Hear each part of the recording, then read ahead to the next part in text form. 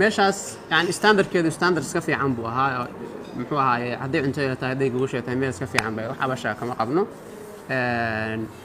kaliya aan ka ahayn cid noloma ogolaane looyarkana 3 cisho kadib iyo 4 cisho kadib waxay ahayd baa nagu yiri looyarka inii imaanaya inahaas ayaan sidoo kale maalintii dambena waraaqana loo keenay nala leeyahay wadanka within 30 days kaga baxa saas ku baxaa nagu yiri ninkan Bashira Bikar qaba 6 cisho wuxuu lahaa kaniin ii keen hal xabaa maalintii dambeysay loo keenay sidoo kale waxaa joogay nin kaleasna sankor qaba intaas ilaa iyo markii laga geeyay meesha amniyadka ilaa iyo meeshii gari gondarma intaanu joognay hal mar looma keenin kaniin waxaan idin sheegayaa shaqsi iga jeclaa Turki haba yaraatay ma jirto waxa weeyaan rajo wanaagsan ayaa iga muuqatay Turki macnaha jacaylka aanu qaba aawadii anoo dhinaca islaamkana kaga dabaqaya falillahi alhamdu wal minna laakiin maanta waxaan taaganahay saydka aan taagnaa tiisa kale aan taagnaa mu'minka god laba jeer laga wada qaniino aniga waxaan dadkii la qabtay baan kamid ahaa wallahi alcadiim inaanan arag way jirtaa waan maqlay maxay ahayd Liibiya iyo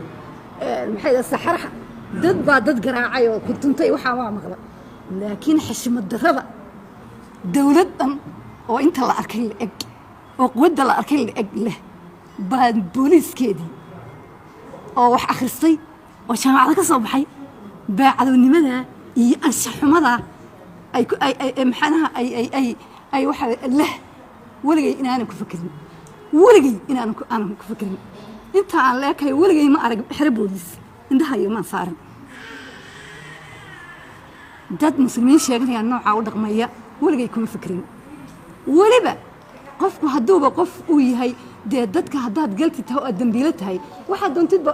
halgu sameeyo laakiin adoo miskiina oo dalkii wax ku soo kordhinaya oo maxay ahayd wax allaala wax aad isleedahay waa ka khaldan jirin oo aan lagu digin in sidaa lagu la dhaqmo rag iyo dumar toona annaga waxaan qaadan karna ma aha ma nihin dad bilaadamiira ma nihin dadka Soomaalida ah ee intay arkaan dhibaatada inta leeg dad ku raali gelinaya dhibaatada dadka walaalahooda lagu sameeyo waxaan arkayaa dadkii muslimiinta ay la xiray ee masaakiinta xoolahooda maqnaayeen intay mikrofoon soo qaateen waxa weeye iyaga khaldano shuruucdii ma garan dalka ayaanay u hogaansanayn waarda Soomaaliyeed ee sharciga bartade qaanuunkayna garanay waxaas waxay ma waxaasan ehliya walaal kuna laakiin waxa weeye inda aada lahaada anigu ismadahi dadkan sharciga yaqaanaan Turkida markaan akhriyay waxay ku dhaqmayaan daliilaheena waxa hadayna isu sheegin oo qof walba daliishiisa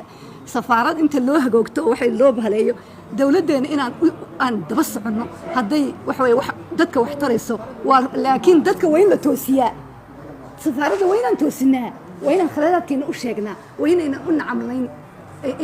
khaladaadkooda weynayna ayna dusha ka didin jaaliyad baa la isku dayay in la sameeyo rag anigu aan garanayo oo culimo ah oo ilaa Istanbul jooga oo intaan imid aan arkayay